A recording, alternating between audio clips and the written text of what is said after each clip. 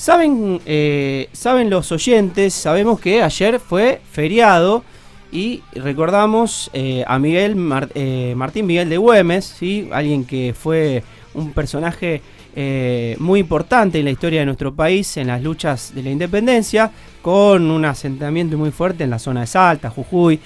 También participó de las invasiones inglesas y bueno, ese fue el motivo del feriado, un feriado que tiene poquito, es uno de los feriados más nuevos, a alguien que casi te diría que está a la altura de Belgrano y San Martín por su papel en las luchas de independencia y su rol en la pelea contra vamos a decirlo, el unitarismo porteño. Fue uno de los primeros gobernadores que no fue designado por el Poder Central en su momento y tuvo una actuación muy destacada en las luchas de independencia, así que 17 de junio, día feriado por Martín Miguel de Güemes.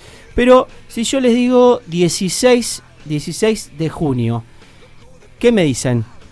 Porque no es feriado un 16 de junio. No es feriado. Y mi pregunta es, ¿por qué no es feriado un 16 de junio? ¿O por qué tendría que ser feriado un 16 de junio? Yo conozco. Si yo digo esto, me van a matar el sector privado. Yo soy el sector privado. A veces los feriados no nos sirven tanto. Pero, hablando de las causas nacionales, hay una historia que tiene nuestro país que pasó el 16 de junio, que fue el domingo, ¿sí? El domingo se cumplieron 69 años de este acontecimiento. Y es un acontecimiento que ha sido muy borrado durante muchas décadas por la historia oficial o por la historia en general. Y estamos hablando del bombardeo a Plaza de Mayo que se suscitó el 16 de junio de 1955. ¿Qué pasaba en 1955 en nuestro país? Bueno, lo más importante que sabemos es que era un momento donde gobernaba Juan Domingo Perón. Juan Domingo Perón había asumido la presidencia en el año 1946, había revalidado su gestión en el año 51 con una amplia mayoría, un 63%. Evita había fallecido en el año 52 y el gobierno de Perón para el año 51-52 se había encontrado con una crisis económica, con un problema de la inflación. Bueno, eso había generado en los sectores conservadores, en los sectores opositores, algún tipo de resquemor y de bronca. Lo presionaba mucho al gobierno Perón, tal es así que había habido algunos intentos sectoriales de levantamientos y de golpe de Estado. Está el caso de Luciano Benjamín Menéndez, alguien más conocido en la década del 70.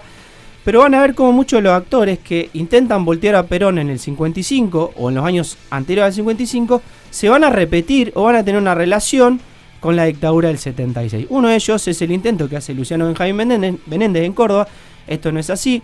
Después va a haber durante un acto en el año 52, en el año 53, un acto proselitista del peronismo donde grupos y comandos civiles impulsados por sectores de la Unión Cívica Radical, el Partido Demócrata Progresista, el Partido Socialista, el Partido Comunista y la Iglesia, obviamente, que también va a tener un rol importante en esta disputa con Perón para el año 54.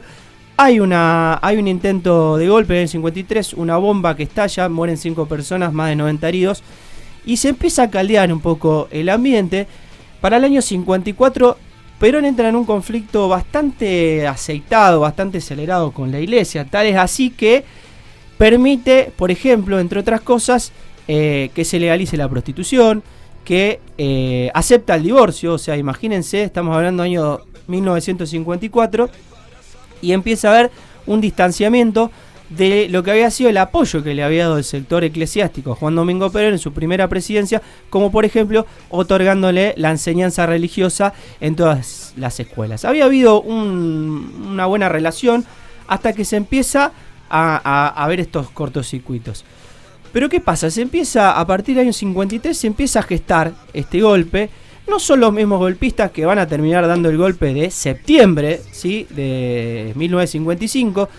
Los más conocidos son Eduardo Lonardi y Pedro Eugenio Aramburu, quienes son miembros de las Fuerzas Armadas, quienes van a ser llamados para participar en este intento de golpe de 1955, pero van a decir que no. Es decir, van a saber que hay un sector de la Fuerza Aérea y la Fuerza Naval que va a querer voltear a Perón, pero no se van a meter. Bueno, van a aparecer algunos actores, y yo le voy a nombrar, por ejemplo, algunos civiles que van a participar en esa época. Mario Amadeo, Luis Agote y adivinen quién, Alberto Venegas Lynch, por ejemplo, ahora tan mencionado. Fíjense cómo la historia para de un lado a unos y para de un lado a otros, ¿sí? Alberto Venegas Lynch es uno de los que participa en los comandos civiles y el programa lo que pretendía era derrocar o matar a Perón, al tirano como se le decía en esa época, para instaurar una tríada, digamos, comandada por Miguel Ángel Zabala Ortiz, un muy reconocido dirigente de la Unión Cívica Radical, Américo Scioldi, también otro muy reconocido dirigente del Partido Socialista, y Adolfo Bicci del Partido Conservador. Bueno, ¿qué va a pasar? Esa mañana, amanece una mañana muy, muy fría, un jueves de junio. Los aviones van a estar asentados al sur de la provincia de Buenos Aires y van a haber tres acometidas que hacen estos aviones. Y van a sobrevolar sobre la zona de la Plaza de Mayo, la Casa de Gobierno, las instituciones militares. Perón llega a salvaguardarse. Franklin Lucero, que era el ministro de Perón, ministro de Guerra de Perón, le advierte, Perón se esconde y empieza a dirigir la contraofensiva, digamos, desde allí. Bueno, van a haber varios sucesos ese día, pero lo más paradigmático y lo más importante es contar la cantidad de explosivos que la Fuerza Aérea derrama sobre el pueblo argentino, porque los que mueren... La población civil. Claro, mucha población civil. Los que más mueren es población civil y muchos trabajadores de la CGT ametrallados. Es decir, ahora vamos a pasar unos audios, si quieren vamos con el primer audio, que nos va a contar sobre cómo llegaban los heridos en ese bombardeo. Es el único bombardeo en la historia de Argentina que se ha hecho sobre una ciudad y que lo hizo el mismo ejército, por ejemplo. Y muchos comparan ese bombardeo sobre el bombardeo nazi / franquismo, sí, que se hizo sobre la ciudad de Guernica. Es decir, hoy vos vas a la escuela y te cuentan qué pasó en Guernica, pero no te cuentan qué pasó un 16 de junio de 1955. Te lo dice alguien que es profesor de historia, conoce la currícula, fue a escuela pública y no le contaron qué pasó un 16 de junio de 1955. Vamos con el primer audio para escuchar la crueldad que tuvo el ejército argentino para con los civiles de nuestra patria.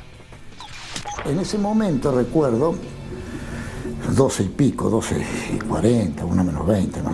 Llegó un agente despavorido y bueno, nosotros, ¿qué pasa gente? Un accidente de tránsito, ¿verdad? Lo más común era que fueran así y me dijo, no, están bombardeando Plaza de Mayo.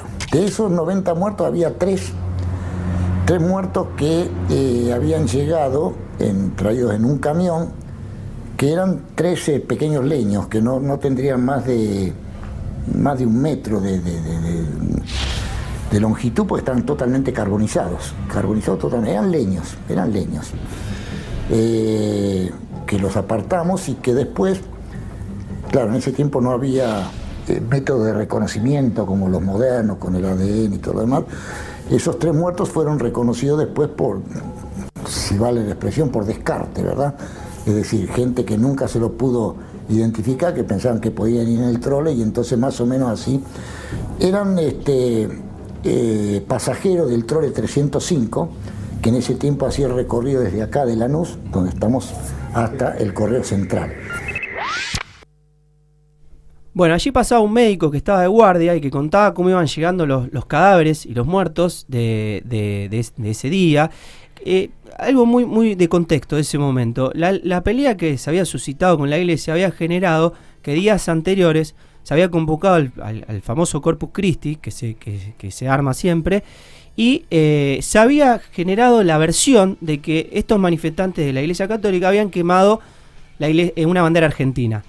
Para esa fecha el gobierno había convocado un desfile militar para contestar a ese agravio, es decir, un desfile de desagravio. Entonces también había cierta población adepta al gobierno que estaba esperando el desfile de los aviones, claro, en favor de Perón. Claro, ¿sí? Claro. O en contra del desagravio de la bandera argentina. Bueno, lo cierto es que ya el ataque estaba armado y incluso esto va a repercutir con que después la militancia peronista o los seguidores peronistas van a salir a la quema de iglesias y un detalle no menor es que la quema de iglesias que se instaura son las iglesias más grandes y no las iglesias de barrio, es decir, hay una contestación casi de clase de los sectores trabajadores y de la población en general para con la Iglesia Católica, que lo que se vislumbra es las iglesias chiquitas no se tocan y se queman las iglesias más grandes. Pero vamos ahora a ir con el segundo audio, que es mucho más breve, que nos va a dar otros detalles para ver la magnitud del horror que se vivió ese día en uno de los atentados que tuvo mayores magnitudes, por ejemplo, que el de la AMIA, y que muchas veces no se recuerda. Ese día tiraron bombas napalm en Plaza de Mayo, porque lo que más me impresionó es ver cuerpos calcinados, no destrozados por las bombas, calcinados, ¿no? Hechos carbón. Y yo repasé algunas cosas y me parece que en esa época la bomba napalm no se usaba. Con los años, con un tiempo, después de que se publicó el libro, me encontré en el Chaco con un joven que me dijo: ¿usted sabe que hay una nota sobre los bombardeos en una revista española? No. Sí, bueno, yo se la voy a traer. Y me la traje y me la regaló. Donde hay un artículo de la empresa que fabricó los Gloster Meteor, ¿no? Un informe técnico, ¿no? Donde dice que además de las cualidades, la capacidad de fuego que tiene el Gloster, que no era un bombardeo, es un caza interceptor, que tenía una ametralladora muy potente y tiraba unos cohetes potentes también, pero no era bombardeo. Y dice, bueno, una de las cualidades que tiene, además de su capacidad de fuego, es que puede desprender los tanques ventrales y arrojarlos como si fueran una bomba napalm.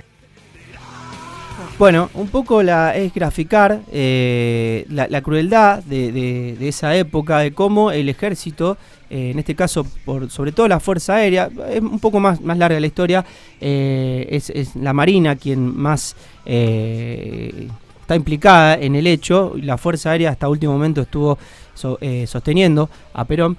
Pero lo que me interesaba también es resaltar algo más, y esto sí, ya para cerrar, el último audio de un detalle de un cronista de cómo relata los sucesos de ese día. Y presten atención a una palabra que dice el comunicado que dan los comandos civiles que asaltan Radio Mitre, dan un comunicado, y presten atención a una de las palabras que utilizan. Comandos civiles toman Radio Mitre y lanzan una proclama: la tiranía ha muerto, viva la libertad.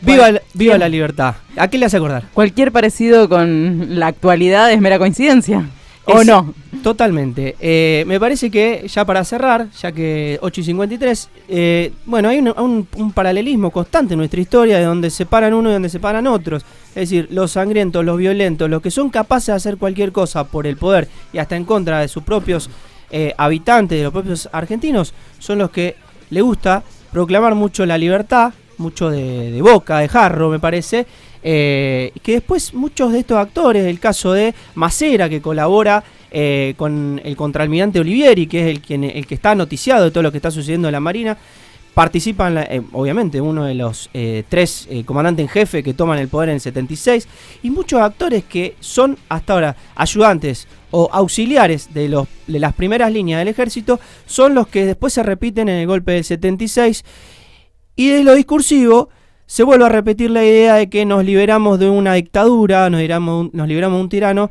y una de las palabras que más resuena es viva la libertad, que es gritada en este caso por los asesinos, hay que decirlos, ¿sí?, que mataron 309 civiles argentinos patriotas y más de 1.200 heridos. Vamos a un pequeño tema y